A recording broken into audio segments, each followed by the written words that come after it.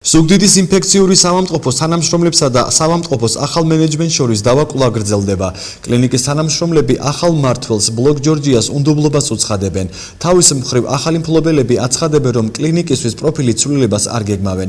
ინფექციური სამამტყოფოს თანამშრომლებმა შეხვედრა დღეს სამეგრელოს ზემოსვანეთის გუბერნატორ ლევან შონიასთან და ქალაქ ზუგდიდის საკრებულოს თავმჯდომარე მერაბ ქვარეიასთან დახურულ კარს მიღმა გამართეს. შეხვედრის დასასრულს ორივე მხარე მედიასთან მოლაპარაკების შესახებ პირველი კომენტარი გააკეთეს. მოთხოვნა არის, რომ ბლოკ ჯორჯიასთან ურთიერთობაში დაგვეხმარონ, დავარეგულიროთ ეს ყველაფერი და მისცენ ინფექციური სამამტყოფოს დირექტორს დაუბრუნდეს თავისი სტატუსი მადონა სარტანიას. პასუხად ჯერ სწავლობენ სიტუაციას და მივიღებთ ახლო ჟამებში პასუხებს. ქალაქ ზუგდიდის საკრებულოს თავმჯდომარის მერაბ ქვარეიას განცხადებით, ადგილობრივი ხელისუფლება შეეცდება ორივე მხარესთან მედიატორის ფუნქცია შეასრულოს. აღნიშნული საკითხიც მოგეხსენებათ არის კერძო სუბიექტებს შორის დავა, თუმცა გარკვეულწილად ამაში ჩართული არის ჯანდაცვის სამინისტრო, ადგილობრივი თვითმმართველობა დაინტერესდა იქ არსებული პრობლემებით. მე ამ ეტაპზე თავს შევიკავებ რაიმე კონკრეტული შეფასებებისაგან, თუმცა უახლოეს დღეებში უკვე ხვალ ან დღის ბოლომდე მე მექნება შეხვედრები იმ ადამიანებთან, ვინც უშუალოდ ჩართული არიან ამ საკითხში.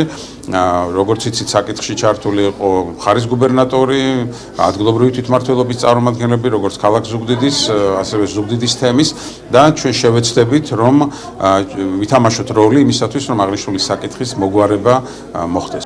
ახალი მენეჯმენტის შემოსვლის წინააღმდეგ ზუგდიდის ინფექციური სამამტყოფოს თანამშრომლებმა აქცია რამდენიმეჯერ გამართეს. მათი განცხადებით, ისინი არ აპირებენ ახალი ხელმძღვანელობის დაშვებას კლინიკის ტერიტორიაზე.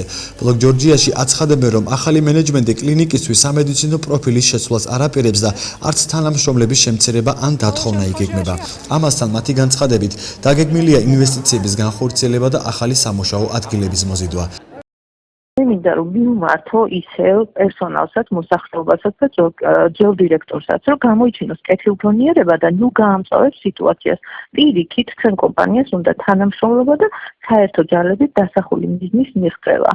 თუ ესე გაგრძელდება, მაშინ ჩვენ გამოვიყენებთ აბსოლუტურად ვიბრძოლებთ კანონმდებლობის ფარგლებში.